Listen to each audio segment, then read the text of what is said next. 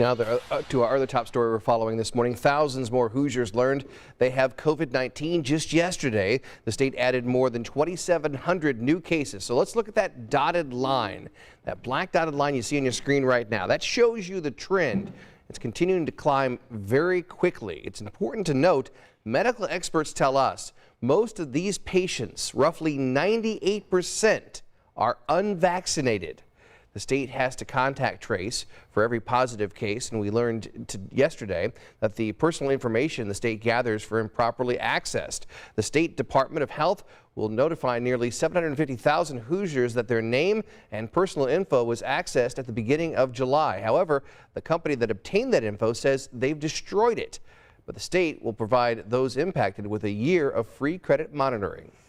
Well, contact tracing has been key in trying to slow the spread in our schools, though, as more and more students are having to quarantine after coming in close contact with sick classmates. Some districts like Brownsburg are making a big change. Julia is in our newsroom to explain. Good morning. Good morning, Julia. It's actually a pretty simple change, but Brownsburg education leaders are hoping that masks once again can help keep more students inside of the classroom. So they're heading back to the basics and requiring them again starting today. And here's a glance at why. So this was the line at one drive-through COVID testing site. As you can see here, easily 100 cars deep yesterday afternoon through the parking lot and out onto Ronald Reagan Parkway. This is at Hendricks Regional Health Brownsburg Hospital.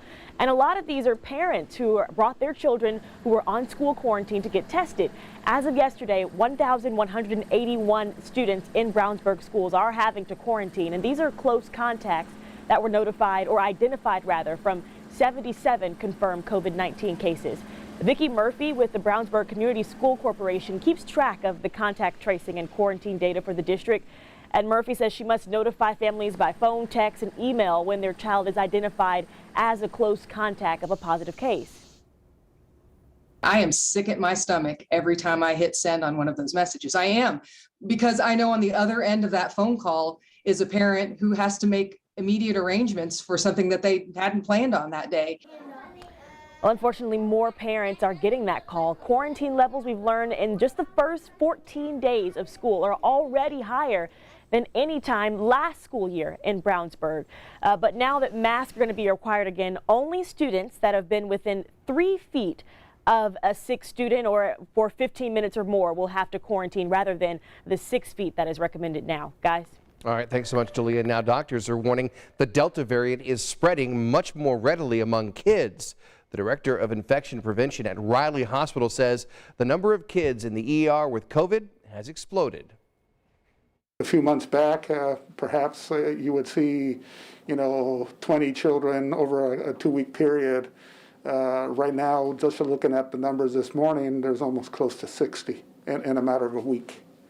He says one of the biggest concerns with kids spreading COVID is infecting adults, who are more likely to have severe complications and then end up in the ICU. And due to the new variant and rising cases, if you have a trip planned to a national park, take a mask. The National Park Service is enforcing new mask rules. Visitors, employees, and contractors are now required to wear a mask inside all Park Service buildings. They also want people to wear masks in crowded outdoor spots. The Park Service says they are following guidance from the CDC, and the mask mandate is in place until further notice.